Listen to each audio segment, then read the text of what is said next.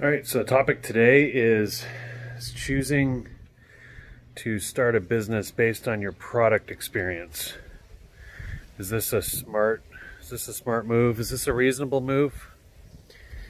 I see this all the time. I lived and breathed home business stuff for a lot of years. And just probably 10 times in the last few days, I've been hit with people hit me up. They're all excited about whatever they're hooked on. It's usually some kind of home business thing. And how it started is they had this product experience. They got this thing in the mail, spent some money on it. Maybe their friend talked them into it. They tested out. Dramatic life change. Undeniable results. Holy cow. Everything's different. This is amazing. I gotta go tell everybody. That's how it often happens. So question is that a reasonable business plan? Does that make sense? And I want to give you my opinion on this. I have a strong opinion on this, a really strong opinion on this. I did that. I've done this very thing many times over the years. I think we have to back up. We have to start with, what do you want to achieve? What's your objective? What's your goal? What are you setting out to do here? If this is just an emotional, this moving experience, this big life experience that you want to go share, and you're not trying to build an asset, you're not trying to build a sustainable long-term business, you're just excited and eager to go share, yeah, you're doing the right thing. Just keep it going. Do it.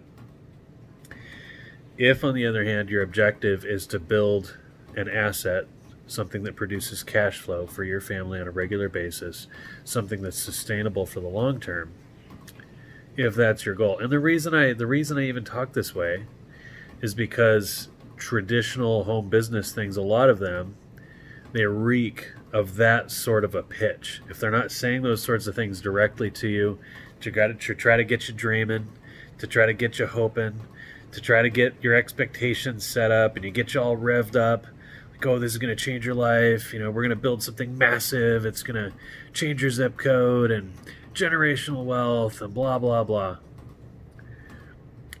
But that sounds good. Sign me up for that. Except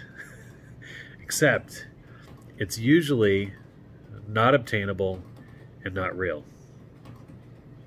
I say this with, this isn't an emotional statement that I'm making to you here. This is a statement based on observation of fact, observation of reality, and awareness of the statistics for these sort of businesses and business models. They can be a great way to make money. They really can. It can be fun, even. Make new friends, see new places. But is it sustainable?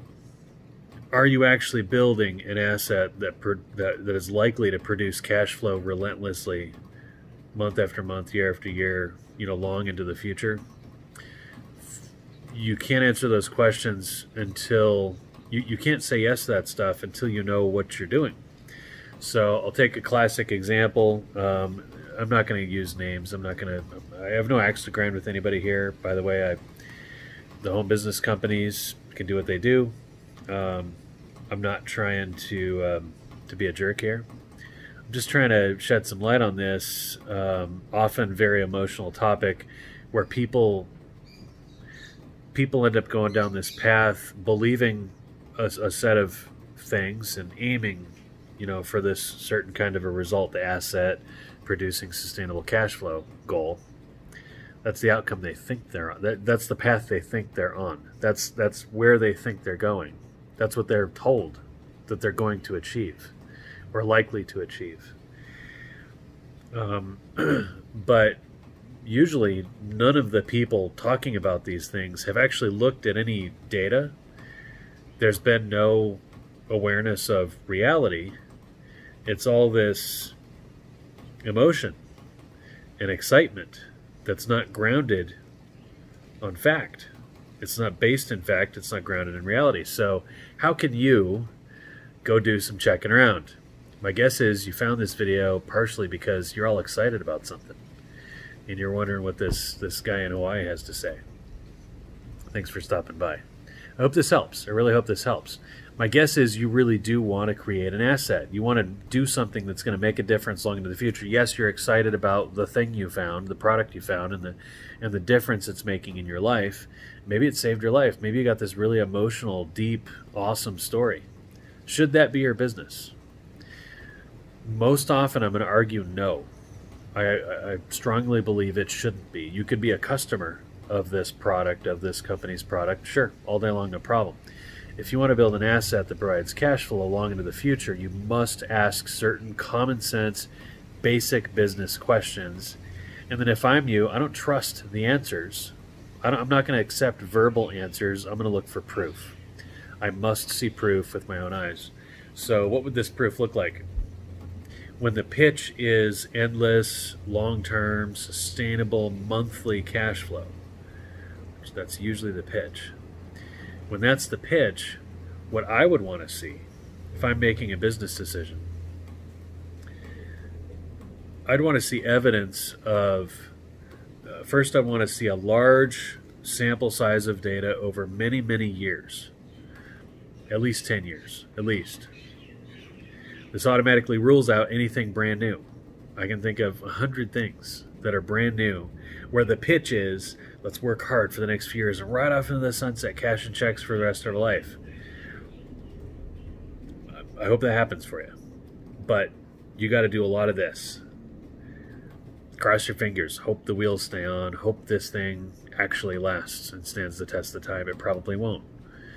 Stats tell us, you probably have a better chance of getting hit by lightning today than you have of accomplishing that outcome. Just being real.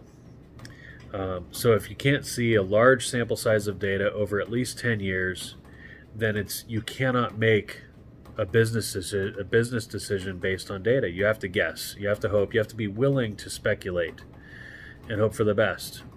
And that's fine. Speculating isn't wrong, but it's different than understanding historical data, having seen historical data with your own eyes that suggests a reasonable expectation for developing an asset that provides cash flow, over the long term. You see where I'm going with this? So I'm looking for data that covers all participants, not just the reps, not just the affiliates, not just the customers or the buyers or the users.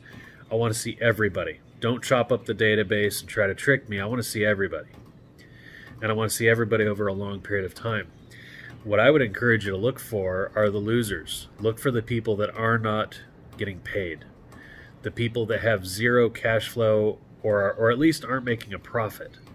So you take 10,000 participants in one of these standard home business things. The way the math works, 9,500 or so of them, they're not profiting. They're spending money and they're not breaking even. Most of them aren't making anything at all. It's okay. It's fine. It's totally fine. It's not wrong. It's totally fine.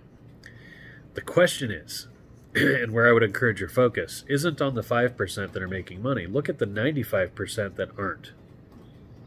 I'd want to look at those 10,000 people, or in this case, the 9,500 that aren't getting paid. I'd want to look at the 9,500, follow them over several years, maybe a decade or two. How many are left? How many are still spending money every month? 6 months, 12 months, 24, 48 months from now, 10 years from now. That is what's most important. That is what is most interesting. And that is what's going to tell you whether it's reasonable for you, a critically thinking person, to anticipate and reasonably expect this sort of a long-lasting monthly cash flow kind of a result. So you get this? You understand this? If the majority of the participants are leaving fairly quickly, for whatever reason, that was your residual income leaving. That's what left. That's what just happened. Since we know that about 95% of people who do these things fail to produce income, my advice would be to focus intently on those people that are failing, that have failed, that will fail into the future, and see how long they stick around. If they're willing to spend money every month for years and years and years, in the masses, the losers, the accurate way to describe this group would be the consumers. They're not getting paid. They're consuming, or they're not. And if they're leaving in droves, they're choosing not to consume, then I'd argue that the value proposition to these consumers is not strong enough to retain them for the long haul, which means exactly that your residual income is, it's over. It's not happening. You never had a shot at it. So does this make sense? I've kind of hit this from a couple different angles, but can you understand why this isn't an opinion? Are you tracking with me well enough to understand that, maybe you should take a look inside and just start first with, what is my objective?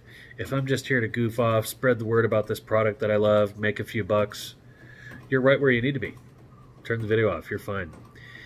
If, however, you've been convinced that you're on a path to the ultimate financial freedom, I would encourage you to hit pause on all that for like 10 minutes and do some checking. Maybe you'll see proof. Maybe you'll find proof. Maybe the people you're working with will furnish convincing evidence that the masses of consumers stick around for the long haul. If so, now you've got another marketing angle. You're welcome. I hope this helps. Hit me up in the comments. Do you want to duke it out? Do you disagree? Do you agree? Talk to me.